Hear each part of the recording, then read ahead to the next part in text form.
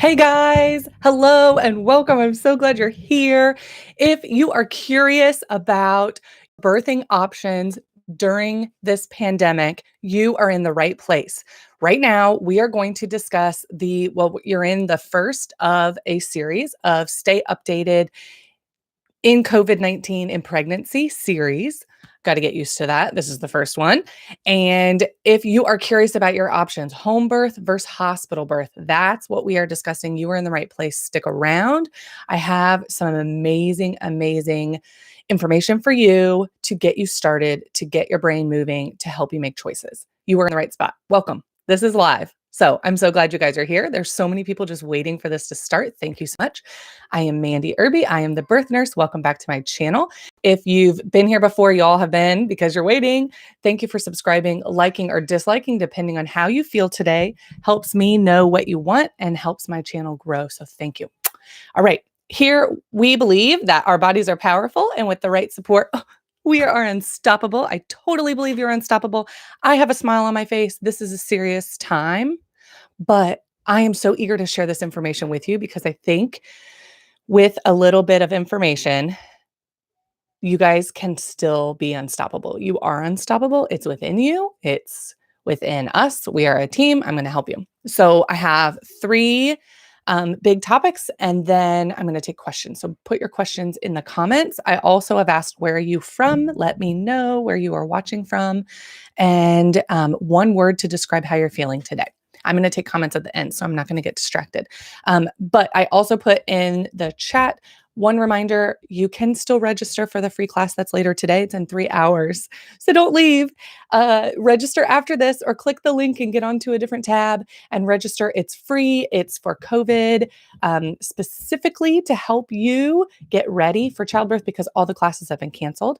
And I'm here for you. And I'm also teaching with a friend, and we are so stoked. She's an incredible midwife. So it's in the link. You register and then you can watch us live. You can practice with us. We're going to be doing some breath work, some grounding, talking about the pelvis, talking about some peanut balls, all kinds of things. It's an hour and it's free. So register for that. Don't forget, if you can't make it, watch the replay. It's going to be badass. Okay. We're just going to spend all day together. So that is at 1 p.m. Eastern. And I see you guys are registering. I see you guys are from Portugal and Germany. Hello, North Carolina and Virginia. Thank you for joining. I sound so like newscaster. Thank you for joining.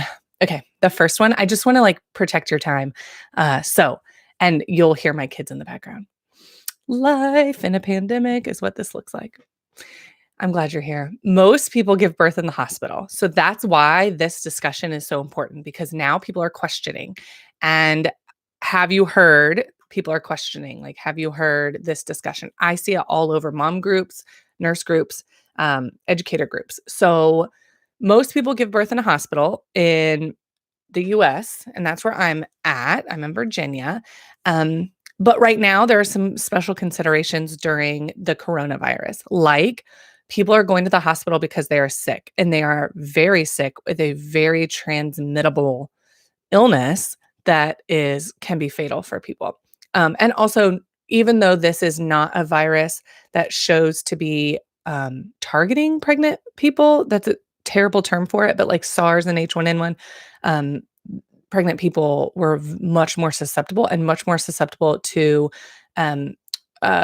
getting more sick than general population. So pregnancy inherently affects the immune system and affects the heart and lungs. And so pregnant people are still more susceptible, just like anybody, for respiratory illness, but this doesn't seem to be the same as H1N1, if you guys remember that, or SARS, but it's still serious. So that's one thing. The hospital is strained. So people are going to the hospital. The hospital is using a lot of resources to what's that called? They're quarantining, but they're also making sure that the people coming in aren't sick. There's just a lot of, even if the illness hasn't come to your hospital or your location rampantly, it will. They are getting ready for that. Their staff has things going on in their life, like their kids or their parents are sick, or their family is sick, or they are sick or have been near people who have been sick. So they might be quarantined. And if we look at Italy as our leaders are doing, then we know that it could be very detrimental to the hospital and medical system when so many people rush in and need serious medical attention. So that's something to think about. Um, hospitals have limitations right now to keep people safe, to keep their staff safe, to shorten the curve, to flatten the curve, to do their part as well. So there are limitations. There are quarantines. So I have a friend in the hospital and I was like, go ask a nurse. And she said, I can't leave my room. Oh. So she's in quarantine. Of course, everyone needs to stay apart, 6 feet apart. Her doctors are even at the door instead of shaking her hand. And that's been recommended by the CDC. So um, it's different in the hospital right now. And you all have heard that. This is not about if they're doing the right thing or what's going on in certain hospitals, but we can have that conversation later this week. I'm going to be live every day for a few days to get these questions answered, to get you updated information, and also really to do some emotional work and to talk about options and like real life situations. So also visitors. So the visitor policy has changed, and there's limitations on visitors, and that varies by location. And then some hospitals, I have heard from people who've given birth and from their support people that some hospitals um, are acting as if labor and delivery are those patients and clients are taking up beds and resources. So they are expediting delivery or expediting birth. Okay, that's not been recommended by the CDC or the World Health Organization, but that is happening. And that's not everywhere, but that is happening. And you're not really sure if that's happening where you're giving birth until you're there. So that's kind of an unfortunate adjustment or an unfortunate change. So did I tell you there's going to be some silver linings? So there are silver linings. I'm smiling not because this is an exciting time, but because I am so passionate about sharing these ideas with the world. The silver lining is that these situations, like these considerations, and I just need to make this into a PDF so you guys can see it because I have these notes over here and I just need to do that. If you need that, give me a thumbs up. Let me know in the comments. I think that would be helpful. Hospital has sick people. Hospital has strained resources or limited resources. They have limitations about birth, visitors, rules. We've talked about rules in the video I've done before. That's not new, guys. None of this is new. Now, I am a labor and delivery nurse, and I gave birth in a hospital 2 times. I don't have anything against the hospital, but healthy, low risk birth, there's a juxtaposition that we put so many births in a hospital. So I am excited about this. This not it's not a revelation. It's just like a turning on our head, turning on its head. What we know about birth and what we believe about birth and the culture of birth in the US right now. So that's exciting. It's not exciting that this is happening, but guys, this has been happening. This is how birth in the hospital is. And for a lot of places, it's worse. Okay. So it's a culture thing. And if the culture doesn't change, then no one has any need to make change. Right now, there is a need to make change. So let's talk more about options. Number 2, getting set up and establishing care with a midwife. Okay, so that is an option, and that's something that people are throwing around a lot. You guys voted, YouTube, thank you. You guys voted on this topic because there is okay, when shit hits the fan, what ultimately are my choices? And now I need to get really serious about understanding both sides to make a decision really fast.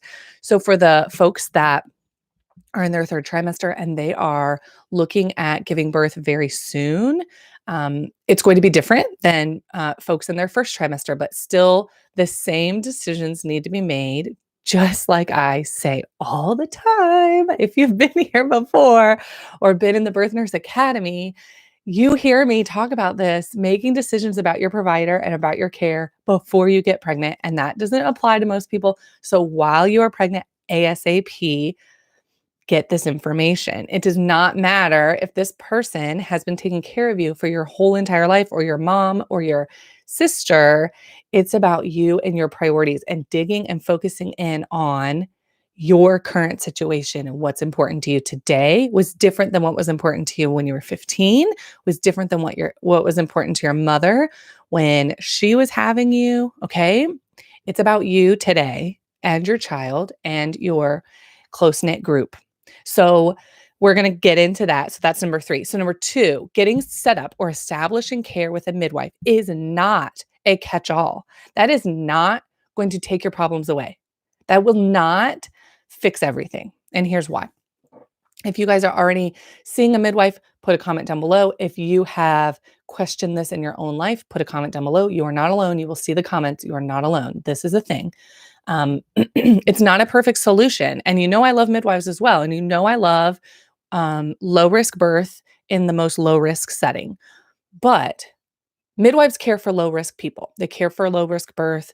They are completely trained, completely capable, completely experts in low risk. So this does not apply to everyone. If you have a high risk situation, or I shouldn't say high risk, that's not very trauma sensitive of me, a complicated medical history, or a unique medical background, or an ever changing thing going on with your pregnancy, an illness, twins, breech might not qualify you, VBAC may or may not. It depends. And I'm not exactly sure what falls in that umbrella. It kind of depends on where the midwife is practicing, at home, in a birth center, in the hospital. But they care for low risk people. So people who risk out, this doesn't apply, or this is not an option, or it's not a safe option, or maybe you can't find a midwife that will take you as a client.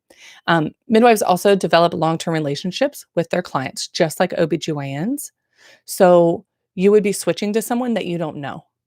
Okay. You've never met them. You guys don't have a relationship. They don't know you. They don't know your pregnancy and your baby and what's been going on with you.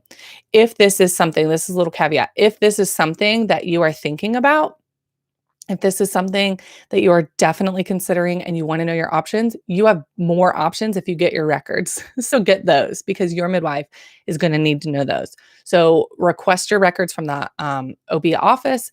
Things are taking longer. People are not in the office. I don't know what that looks like. If you've done that, let us know at your location, because that's great information, but it can take time. They may send it electronically, right? That would be amazing, but who knows? So request those ASAP if you're considering someone else looking at your medical history. Yeah, pulling. Thanks, Hillary. She said, I might request records either way. I think that's a great idea, because that gives you more choice, right? If you have your medical records with you, you don't need that. That just cuts out a step for some people to be able to have those quickly. Home birth is not an option because you have a deep-seated fear or loathe about something in the hospital. And I use those words. One, I'm having a hard time finding all of my words during this week. It's just one of those times for my brain. But I use those negative words very specifically and for a reason, because I know people choose home birth and choose out of hospital birth for many reasons. And I know those many reasons may begin out of fear, but the work still needs to go into being open to a lot of different outcomes, being flexible, riding the wave, accepting how your birth is playing out, not accepting things that are done to you, not accepting things that aren't okay with you, accepting change, accepting unexpected events, accepting just rolling with it. And that might mean a transfer to the hospital. So to give you a little peek inside an out of hospital birth or prenatal situation, really expert, amazing locations where home birth midwives have an amazing relationship with in-hospital providers. That's amazing. The transfers are successful and peaceful and smooth. And there are a lot of transfers from home to the hospital. It's not a failed event. It's just, it's kind of a continuum, like home birth, birth center, in hospital. In a perfect world, it's a continuum because they offer different things. So if for whatever reason there is a choice to up in the level of care or step it up because you need different things that one place can't offer, that's okay. That is something you guys work on in your relationship, in your prenatal appointments, to be okay with that because you know what to expect. You're working with a professional expert who transfers all the time. They have a professional relationship with the people inside the hospital. It is not seamless would be amazing. It's smooth. It's what they do. It's okay. So if you go in having this, like, I can never imagine giving birth to my baby in a hospital because I would die, there's a block there that we always talk about here. We always talk about fear. We always talk about, like, I work with people all day long, one-on-one, just working through these fears so that they can have a plan for being, okay, I'm actually okay with this because this is what I can control, or I am okay with this because this is what I can do when this happens, having a plan for that. So transferring to a midwife right now, you don't know what that relationship is. And if you're doing it out of that, like, incredible fear, it it may not help you in the long run. So, it doesn't mean you shouldn't do it. It doesn't mean you can't do it. It doesn't mean you can't work on it right now, but it is something that is important as part of that process. Okay. Does that make sense? Let me know. I hear some people talking transfers are not a failure. No, totally not. So if you're trying to avoid the hospital, that's one thing. If you can't go there, that's something different. So because your midwife is going to always have that option in the back of their mind. So you're not going to be on the same page for that. So that's just something unique I want you to think about. Uh, Home birth plans include a tour oftentimes of a transfer location. Did you know that? They go to feel like, okay, well, this isn't foreign. This isn't totally unfamiliar. This is the place that I might have my baby. So I want to see what that looks like instead of like this place that you've made up and your mind has made up and you don't want to go there, so you're just going to block it out. That's not being realistic, and that's not really opening yourself up to being okay with all different kinds of things that happen, and still having an amazing, confident, empowered, voice choice childbirth. So while you can't tour the hospital right now, and while you can't tour all of the locations and be okay with that, if you are with a provider that is solid and is a professional in those situations, that's ideal. And at a time of like scurrying and rushing and last minute and, oh my gosh, I'm terrified, it may not be an ideal time to understand your new provider. Okay. So I'm just putting out, like, this could be amazing in your first trimester, but in your third, you may be working on making your certain situation as good as it can be. And that leads me to the third one.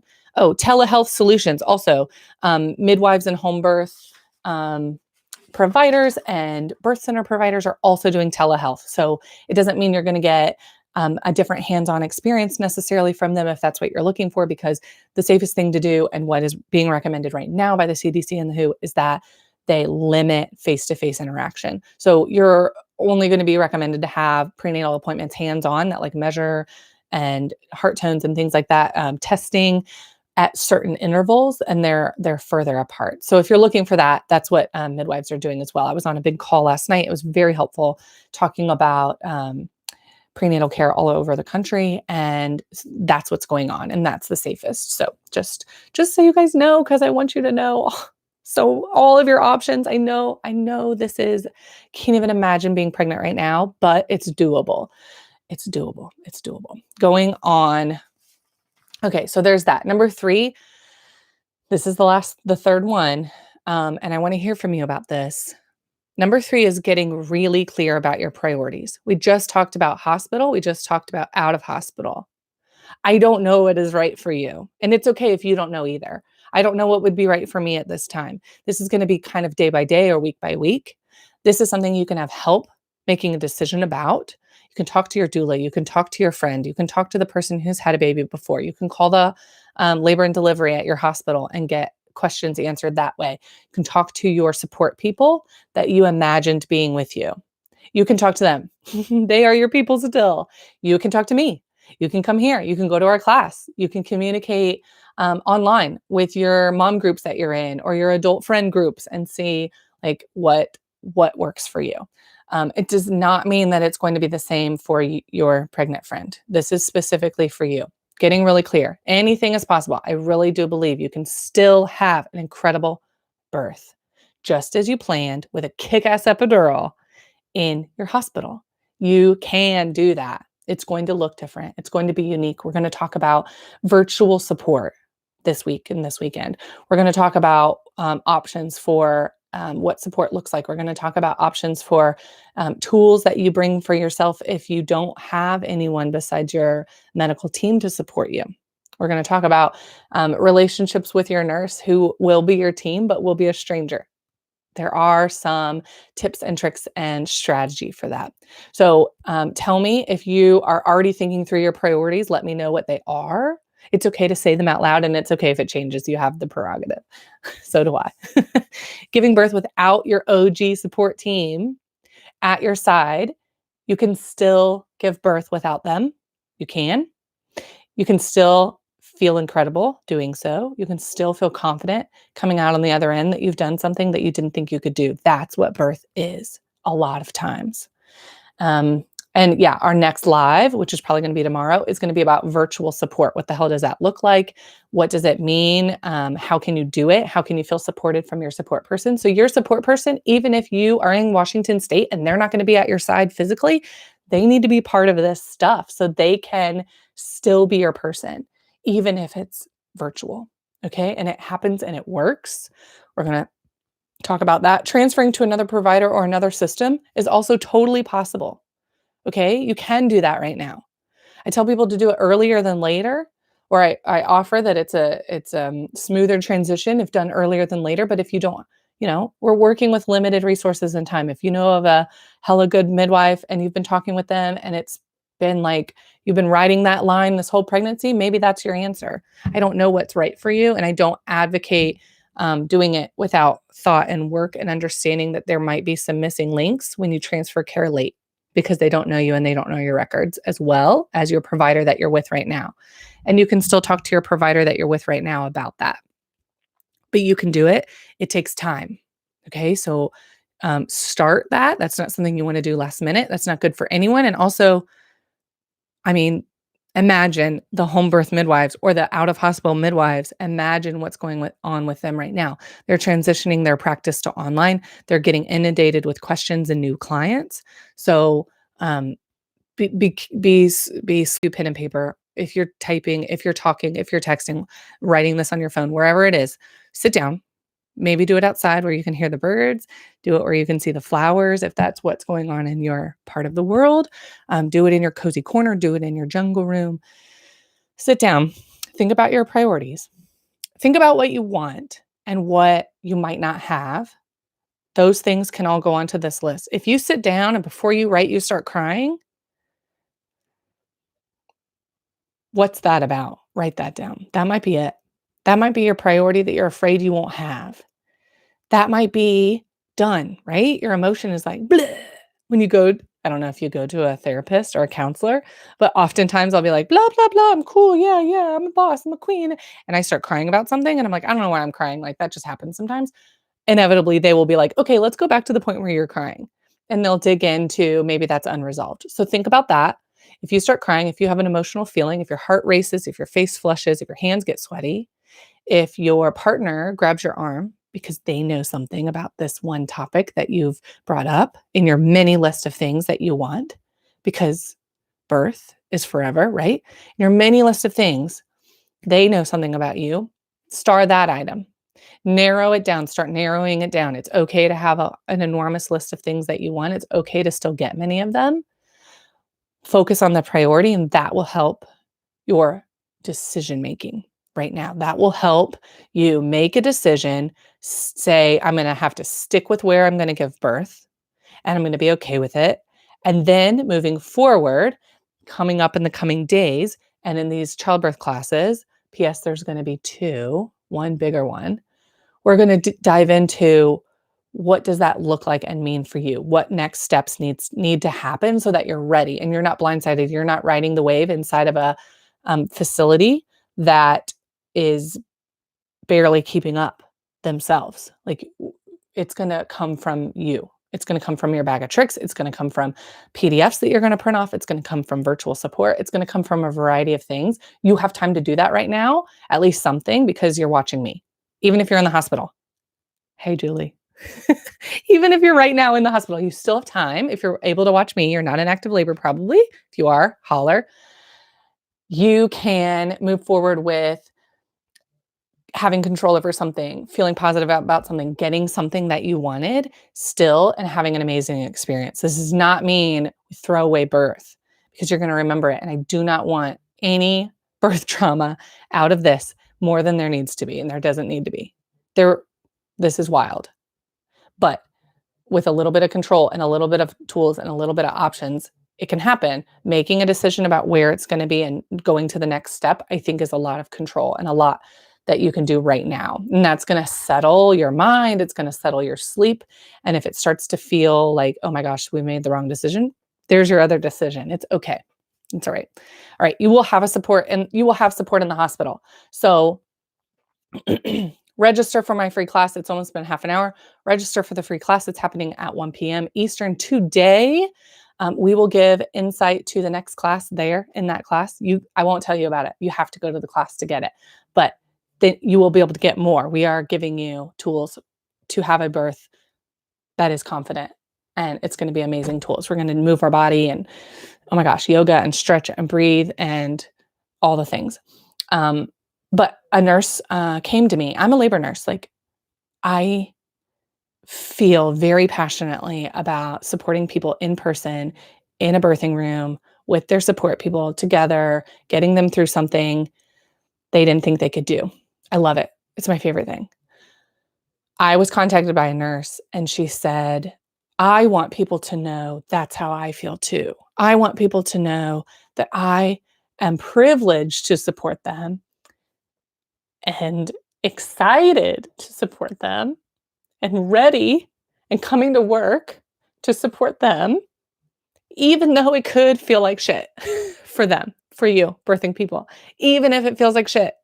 Even if it feels like everything's been stripped away and this is not what you imagined your birth to be, and this is stressful and unknown, and are you going to get sick? Is your family going to get sick? I don't need to name all the things. You have all the things going on. We do. That nurse was like, we're here. We leave our house to be with you. Crazy. I'm like emotional today, but there are thousands of labor nurses leaving their homes and their families and their kids who are out of school and their partners. They're putting them in daycare. They're putting themselves at risk. They're putting their families at risk because birth doesn't stop. This train doesn't stop. If you got my email, it's like a train that just goes. You're going to have a baby and you will have support. You have incredible nurses that are super passionate about you having an incredible experience and being safe. And they hate having to tell people no. They hate it. They hate it. So if they're like a little on edge, it's because they're drinking pot after pot after pot of coffee also, like we all are, who are in this space. And they don't like it either. They don't want to be your only person, but they're ready and they can be. And I love it. I love it. So if that is your route, please don't feel without choice or without option or without control, because I can help you. I can infuse you and pour onto you this week about what you can go in with that will help your nurse be an incredible support for you, how to ask for what you want, how to know what you want, and how to get it. And then some awesome tools and understanding about birth physiology and what it might look like, sound like, feel like, so that you're ready. Okay, because I know your classes were canceled. So we're going to do that. We're going to help your nurse out. We're going to help your partner out, and we're going to help you out this week. Thank you for joining me. I will take questions. Next, go here to the next video, or I will see you tomorrow live here, maybe 10 a.m. I will post it. So follow me on Insta or follow me on YouTube. I'll post some updates. And tell me your word now. Tell me your word, one word, where you're at, what you're feeling, what you're thinking in the comments. Share it. And then go read others and go like them and build community. I love that. So thank you so much for joining me. Please don't go if you're here. I see lots of questions and I want to get to them. I'm sorry I cried. I'm just like, it's a lot. It's a lot. And I'm feeling some heavy feels from a lot of people too. Hey, Valeria, Virginia, and Unsure, North Carolina. Hey, I feel good. Daniela, hey, Mandy, I discovered you recently and thank you. You're welcome. I'm from Portugal. Awesome. Canadian living in Germany. Hey, Tiana.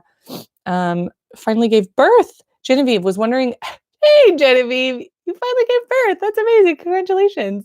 Was wondering if it would happen before or after watching this. Born at 4:26 a.m. Labor was 3 to 4 hours at home with a midwife. Congratulations. Oh, that's wonderful. I love hearing that. I should read these ahead of time because I'm like, whew, feeling the feels. Lainey, New York, feeling calm and lucky. Yes. Will this be available after the live is over? All YouTube videos after the live are available forever. And also the free class and the complete class will be available in replay. You have to register for them. So yes, Kaylee, hey.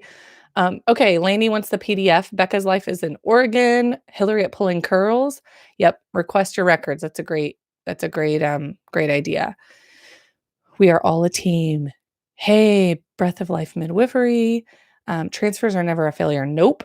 And there are no tours. Yeah, mentioned. How do I feel better with pelvic pain at 38 weeks pregnant? Oh, good question. I'd say movement, depending on the pain. I'd say a mix of rest and movement. I never can give a straight answer. That's just sorry. Pelvic pain, it kind of depends on the pain and depends on the reason. 38 weeks, your baby might be moving close to the pelvis onto your pubic bone, which is right at the front. I have my pelvis, but it's right there. And if it's just maybe a little bit of separation or discomfort, it could be maybe an imbalance. You can do some stretching for your legs, like back of the legs, front of the legs, calves, hip stretches, and movement. So walking. When you're walking, pretend like you're on the catwalk. Nice and easy and smooth and sexy and exaggerated, and see if that helps. And then resting in awesome positions could include a pillow between your knees and your ankles so that your pelvis is a little more aligned. And we're also going to do a little bit of body balancing today in the free class. I can't really remember specifically what that includes because we're also talking about the complete class, and we're definitely going to do some balancing there. So you can join us for that if you're still uncomfortable. Norfolk, Virginia. Hey, Tara. And you're a doula. Cool. That's my challenge. My person can't be in my labor. Hey, Daniela. Yeah. Okay. So let's do that tomorrow. Let's do some virtual support, what that looks like, what they can do for you, and what you can do on your own when you don't have your OG team. Okay. Cool. Good question. Yeah, it is a crazy time. It is. Thank you all. Yes, thank you to nurses. Oh, I didn't mean to make you cry. Hey, Hannah from Florida, Pensacola, feeling calm and hopeful. Due in May, not allowing myself to stress out. Great. That's great. I say like fake it till you make it. Yeah, you can tell yourself you're not stressed out. You can do things that are calming and unstressful. You can tell your body kind of what to do a little bit. Sometimes, a lot of times your body tells you. But yeah, you can put the blinders on. That's totally cool, Hannah. I like that idea. Breath of life. Yep. Thank you for your well-informed information. You're welcome. Thanks for joining me, guys. I will see you at 1 p.m. in the free childbirth class. Which is going to not be here. It's going to be on Zoom. So you got to register. You'll get an email with a link. Click the link at 1 p.m. and I'll see you there. It's space is limited. It's first come, first serve. So first people there are going to get seats and not everyone might get a seat. We've got a lot of excitement about this. So we have a few hundred people signed up and we might have to do it again, but right now we don't have a plan for that. So get in a little bit early. And I will see you at 1 p.m. and then I will see you tomorrow, probably morning. It's Saturday morning, maybe we'll see.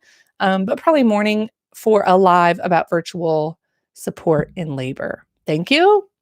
Thank you. Thank you. I will see you tomorrow.